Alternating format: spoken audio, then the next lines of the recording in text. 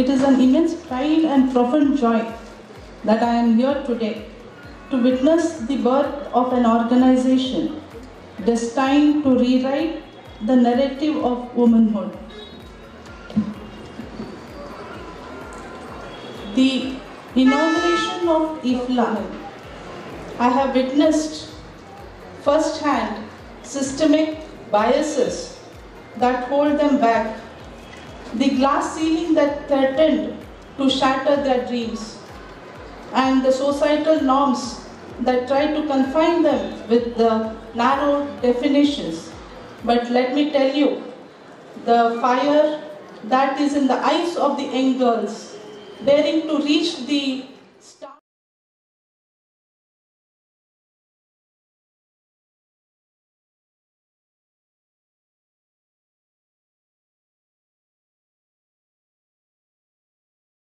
Litigants free of cost, at least 100 cases in a year from the association. You can utilize the service of our association president, secretary, including Pannana. Pannana practice ಮಾಡಬಾರದು ಅಂತಿಲ್ಲ, ಮಾಡಬಹುದು. The Women Advocates Association, please ensure at least in a month to visit 5 to 10 villages by making a group of advocates to give free legal aid to the poor people. Go to the streets, go to the villages, then we can do something. Mere association, farming association for ourselves, no use. Association is meant not only for Women Advocates Association protection and also for general public. ಮಾಡ್ತೀನಿ ಅಂದಾಗ ಈಗಾಗಲೇ ಹೇಳಿದ್ದಾರೆ ವೀರಪ್ಪನವ್ರು ಏನು ಮಾಡಬೇಕು ಅಂತ. ಯಾವುದು innovative, ಯಾವ್ಯಾವ judge ಏನೇನು ಮೋಸ ಮಾಡ್ತಿದ್ದಾರೆ, ಎಲ್ಲೆಲ್ಲಿ ಅನ್ಯಾಯ ಮಾಡ್ತಿದ್ದಾರೆ, ಅದನ್ನೆಲ್ಲ ತೋರಿಸ್ತಕ್ಕಂಥ ಇನ್ನೋವೇಟಿವ್ ಲಾಯರ್ಸ್ ನೀವು ಆಗಬೇಕು. ನಾವು ತಿಳ್ಕೊಂಡಿದ್ದೀವಿ, ಈಗಾಗಲೇ ಹೇಳಿದ್ರು, ನಾನು ಕೂಡ ಅವ್ರ ಜೊತೆ ಸಹಮತ. ಸುಪ್ರೀಂ ಕೋರ್ಟ್ ಆಗಿರಲಿ ಅಥವಾ ಹೈಕೋರ್ಟ್ ಆಗಿರಲಿ, ಒಂದೇ ಮತಕ್ಕೆ ಮೀಸಲಾಗಿರಬಾರದು. ನಾನು ಹೋಗ್ತೀನಿ. ಅದೇನಾಗುತ್ತೆ, ಇಂಬ್ಯಾಲೆನ್ಸ್. ಒಂದೇ ಜಾತಿ ಒಂದು ಕಡೆ ಹೋದಾಗ ನ್ಯಾಯಕ್ಕೆ ಇಂಬ್ಯಾಲೆನ್ಸ್ ಆಗ್ತದೆ, ತಕ್ಕಡಿ ಒಂದು ಕಡೆ ಮೇಲೆ ಹೋಗ್ತದೆ, ಒಂದು ಕಡೆ ಕೆಳಗೆ ಇಳಿತದೆ. ಅದು ಆಗಬಾರ್ದು.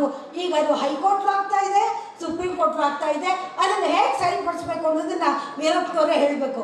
ಇನ್ನು ಮುಂದೆ ಆದ್ರೂ ಈಗ ಇರ್ತಕ್ಕಂಥ ಯಾರಿಗೆ ಪ್ರಾಮುಖ್ಯತೆ ಕೊಟ್ಟವ್ರಿಗೆ ಅಪಾಯಿಂಟ್ಮೆಂಟ್ ಕೊಟ್ಟಿದ್ದೀರೋ ಅವ್ರನ್ನ ಬಿಟ್ಟು ಇನ್ಮೇಲೆ ಆದ್ರೂ ಕೂಡ ಹಿಂದುಳಿದ ವರ್ಗದವರಿಗೆ, ಅತಿ ಹೀನರಾಗಿ ಬೆಳೆದವರಿಗೆ, ಹೆಣ್ಣು ಮಕ್ಕಳಿಗೆ ಮತ್ತು ಅಲ್ಪಮತೀಯರಿಗೆ, ಅಲ್ಪಸಂಖ್ಯಾತರಿಗೆ ಕೊಡ್ತಕ್ಕಂಥ ಕೆಲಸವನ್ನು ನೀವು ಮಾಡಿದ್ರೆ ಅದಕ್ಕೆ ಬ್ಯಾಕ್ಲಾಗ್ ಅಂತ ಹೇಳ್ತಾರೆ.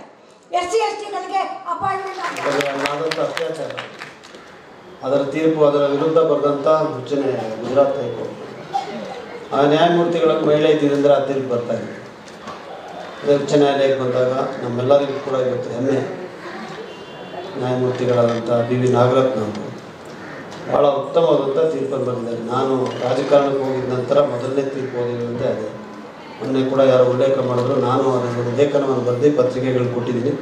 ಕೆಲವು ದಿನಗಳಲ್ಲಿ ಪ್ರಕಟ ಕೂಡ ಆಗ್ತದೆ. ಇದನ್ನು ಯಾಕೆ ಹೇಳ್ತಾ ಇದ್ದೀನಿ ಅಂತ ಹೇಳಿದ್ರೆ, ಇದು ಭಾಳ ಒಂದು ಮುಖ್ಯವಾದಂಥ ಅಂಶ. ನಾವು ಮಹಿಳೆಯರಿಗೆ ಮತ್ತು ಪುರುಷರಿಗೆ ಸಮಾಜದಲ್ಲಿ ಸಮಾನತೆಯನ್ನು ಕಾಣಬೇಕು ಅಂತ ಹೇಳುವಂಥ ಕಲ್ಪನೆಯನ್ನು ಹೊಂದ್ಕೊಂಡಿರುವಂಥ ಇಲ್ಲಿ ಸೇರಿರುವಂಥ ಎಲ್ಲರೂ ಕೂಡ ಸಮಾನ ಮನಸ್ಕರು, ಅದರ ಹೋರಾಟಗಾರರು ನೀವೇ ಆಗಬೇಕು ಅಂತ ಹೇಳುವಂಥ ಮಾತನ್ನು ಹೇಳಿದ್ದಾರೆ.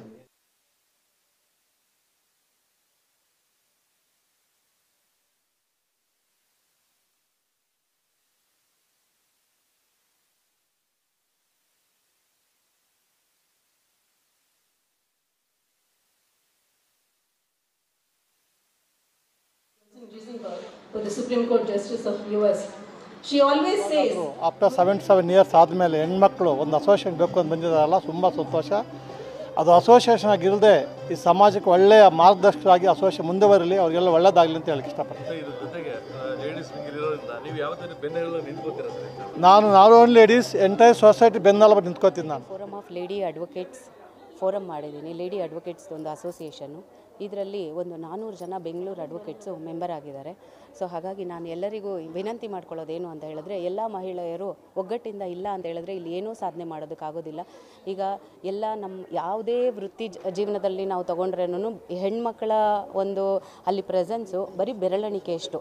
ಸೊ ನಾನು ನಿಮ್ಮನ್ನೆಲ್ಲ ರಿಕ್ವೆಸ್ಟ್ ಮಾಡೋದೇನು ಅಂದರೆ, ಎಲ್ಲ ಲೇಡಿ ಅಡ್ವೊಕೇಟ್ಸು ನಮ್ಮ ಒಂದು innovative forum of lady advocates ಸಂಘಕ್ಕೆ ದಯವಿಟ್ಟು ಮೆಂಬರ್ ಆಗಿ. ಈ ಒಂದು ಮೆಂಬರ್ಶಿಪ್ಪು 1000 ರೂಪೀಸ್ ಇರುತ್ತೆ. ಲೈಫ್ ಮೆಂಬರ್ ಆಗಿ ನೀವೆಲ್ಲ ಆದರೆ ಏನೇ ಒಂದು ಪ್ರಾಬ್ಲಮೇ ಬರಲಿ, ಏನೇ ಒಂದು ಹೋರಾಟನೇ ಇರಲಿ, ಹೆಣ್ಣಿಗೆ ಎಲ್ಲಿ ದೌರ್ಜನ್ಯ, ಎಲ್ಲಿ ಸಮಾನತೆ ಇಲ್ಲ ಅಲ್ಲೆಲ್ಲ ಹೋರಾಡೋದಕ್ಕೆ ನಾವೆಲ್ಲ ನಿಮ್ಮ ಜೊತೆ ಇರ್ತೀವಿ ಅಂತ ನಾನು ದಯವಿಟ್ಟು ಬಂದು ನಮ್ಮ ಒಂದು innovative forum of lady advocates ಸಂಘಕ್ಕೆ ಮೆಂಬರ್ ಆಗಿ ಅಂತ ಇರೋದೇನೇ ಸಮಸ್ಯೆಗಳು, ಮಹಿಳೆಯರ ಸಮಸ್ಯೆಗಳು, ಸಮಾಜಮುಖಿ ಸಮಸ್ಯೆಗಳು ಅಂದರೆ ಎಲ್ಲ ಕ್ಷೇತ್ರದಲ್ಲೂ ಇರ್ಬೋದು. ಕಾನೂನಿನಲ್ಲೂ ಸಹ ನಾವು ವಕೀಲರಾಗಿ ಸಾಕಷ್ಟು ಸಮಸ್ಯೆಗಳನ್ನ ನಿರ್ವಹಿಸಿ ನಿಂತಿದ್ದೀವಿ. ಆದರೂ ಸಹ ಆಗಾಗ ಬರುವಂಥ ಸಮಸ್ಯೆಗಳಿಗೆ ವಕೀಲರಿಗೆ, ಇದು ಮುಖ್ಯವಾಗಿ ಯುವ ವಕೀಲರಿಗೂ ಮತ್ತು ಹಿರಿಯ ವಕೀಲರಲ್ಲೂ ಸಮಸ್ಯೆಗಳಿರ್ತವೆ. ಅಂತಹ ಪರಿಹಾರಗಳನ್ನ ಮಾಡ್ಕೋಬೇಕಾದ್ರೆ ಕಾನೂನಿನ ಅಡಿಯಲ್ಲಿ ಯಾವ ರೀತಿ ಸಾಮಾಜಿಕ ಕಳಕಳಿಯಿಂದ ನಿಭಾಯಿಸುವಂಥ ಸಮಸ್ಯೆಗಳನ್ನ ಕಾನೂನಿನ ಅಡಿ ಪರಿಹರಿಸುವಂಥದ್ದು. ಈ ಪರಿಹರಿಸುವಂಥ ಕಾರ್ಯಕ್ರಮಗಳು ಮಾಡಬೇಕಾದ್ರೆ ಬರೀ ಕೇವಲ ನಗರದಲ್ಲೇ ಇಲ್ಲ, ನಗರದಿಂದ ಹೊರತಟ್ಟು ಗ್ರಾಮಾಂತರದಲ್ಲೂ ಇದೆ. ಹಾಗಾಗಿ ನಮ್ಮ ಎಲ್ಲ ಏನು ಹಿರಿಯ ನ್ಯಾಯಮೂರ್ತಿಗಳು ಬಂದು ಈಗೆಲ್ಲ ಹೇಳಿದರು, ನಮ್ಮ ಹೇಮಲೇಖಾ ಮೇಡಮ್ ಅವರು ಹೇಳಿದರು, ಹೈಕೋರ್ಟಿನ ನ್ಯಾಯಮೂರ್ತಿಗಳು ಅವ್ರು ಕರೆ ಕೊಟ್ಟಿದ್ದು, ಸಮಾಜದಲ್ಲಿ ಎಲ್ಲಿ ಸಮಸ್ಯೆ ಇಲ್ಲ ಎಲ್ಲ ಸಮಸ್ಯೆಗಳನ್ನ ನಿಭಾಯಿಸಿ ನಿಲ್ಲೋದು ಹೆಣ್ಣು. ಅದಕ್ಕೆ ಸಹಕಾರ ನೀಡಬೇಕಾಗಿರೋದು ಮಹನೀಯರು, ಗಂಡಸರು. ಅಂದರೆ ಎಲ್ಲ ಕ್ಷೇತ್ರದಲ್ಲಿ ಎಲ್ಲರೂ ಇದ್ದಾರೆ.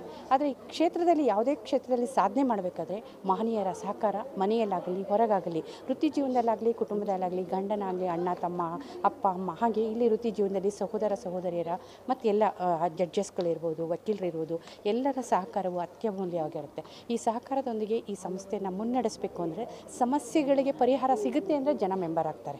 ಇಲ್ಲಾಂದರೆ ಏನೂ ಇಲ್ಲಾಂದರೆ ಏನೋ ಒಂದು ಮೆಂಬರ್ಶಿಪ್ ಏನಕ್ಕೆ ಹೋಗಬೇಕು ಅಂತ ಆ ಥರ ಅಲ್ಲ. ಇದು ನಿಜವಾದಂಥ ವೈಯಕ್ತಿಕವಾಗಿ ಒಂದು ಗುರಿ ಇಟ್ಕೊಂಡು ಸಾಧಿಸ್ತಾ ಇರುವಂಥ ಸಂಸ್ಥೆ.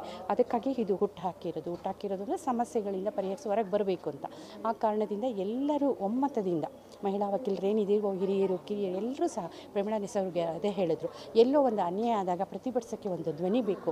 ಅದು ಮಹನೀಯರ ಧ್ವನಿಗೆ ಒತ್ತಡ ಕೊಟ್ಟು ಅದು ಪರಿಹರಿಸಬೇಕು, ಅಂದರೆ ಸಹಕಾರ ನೀಡಬೇಕು. ಮಹಿಳೆಯರ ಅಂದರೆ ಹೆಚ್ಚು ಎಲ್ಲ ಸ್ಥಾನಗಳಲ್ಲಿ ಹೆಚ್ಚು ನೇಮಕ ಆಗಬೇಕು, ವೃತ್ತಿ ಜೀವನಕ್ಕೆ ಬದುಕನ್ನು ಕಟ್ಕೊಡ್ಬೇಕು. ಈ ಎಲ್ಲ ವಿಚಾರಗಳನ್ನ ಅವರು ನಿರರ್ಗಳವಾಗಿ ಹೇಳಿದರು, ನಿಮ್ಮ ಮುಂದೆ ಮಂಡಿಸಿದ್ರು.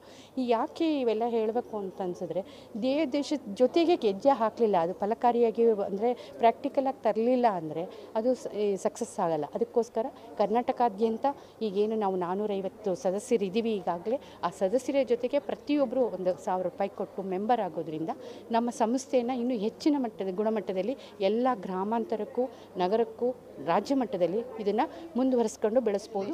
To the innovative forum of lady advocates association, ಎಷ್ಟು ಕಷ್ಟಗಳು ಬಂದರೂ ಇದನ್ನು ನಿಭಾಯಿಸಲೇಬೇಕು ಅಂತ ನೋಂದಣಿ ಮಾಡಿ ಇದನ್ನು ಒಂದು ವಿನೂತನವಾದ ವೇದಿಕೆಯನ್ನು ಕಲ್ಪಿಸಿಕೊಡಬೇಕು. ಎಲ್ಲ ಕಿರಿಯ ವಕೀಲರಿಗೂ ವಿನೂತನವಾದ ವೇದಿಕೆ ಕಲ್ಪಿಸಿಕೊಡಬೇಕು. ಹಾಗೆ ಹಿರಿಯರ ಆಶೀರ್ವಾದ ತಗೊಂಡು ಅವ್ರ ಬೆಂಬಲದಿಂದ ಇದನ್ನು ಮುಂದುವರಿಸ್ಕೊಂಡು ಹೋಗಬೇಕು ಅನ್ನೋ ಮಹತ್ವಾಕಾಂಕ್ಷೆಯಿಂದ ಇದನ್ನು ಹುಟ್ಟು ಹಾಕಿದ್ದಾರೆ ಮಮತಾ ಅವರು ಮತ್ತು ಅವರ ಎಂಟೈರ್ ಟೀಮು. ಅವರಿಗೆ ಶುಭ ಆಗಲಿ, ಬೆಳೀಲಿ, ಅವ್ರಿಗೆ ನನ್ನ ಹಾರೈಕೆ. Association innovative forum of lady advocate association ಇವತ್ತು ಇನಾಗ್ರೇಟ್ ಆಗಿದೆ. My best wishes. I hope they will fulfil all the promises today which have for what they have started. The object should always be achieved, and all of you cooperate with each other as sisters and do a great job. All the best from my side.